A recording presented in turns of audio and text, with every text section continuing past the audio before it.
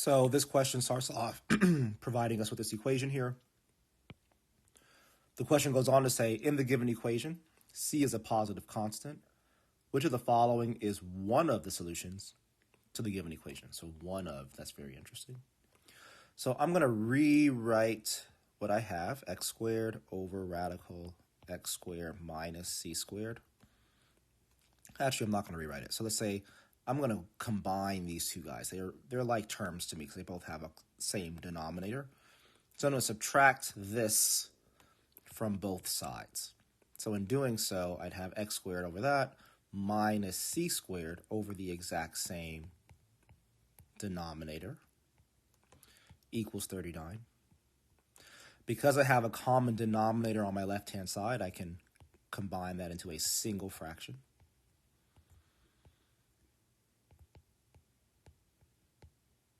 Equals 39.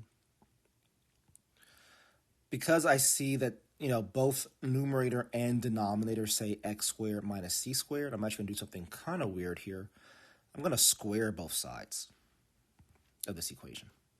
So in doing that, my numerator is now x squared minus c squared squared. My denominator is just x squared minus c squared. And then this, of course, equals 39 squared. Now, what I like about that process and that step is I can now just cancel out one of these x squared minus c squared, so I'll just cross that 2 out, with my entire denominator, right? Because x squared minus c squared squared practically means you have 2 of them, right? So I just crossed out one of them with the denominator. So what am I left with? I have x squared minus c squared equals 39 squared. Okay, well, I'm solving for x, so I should add c squared to both sides.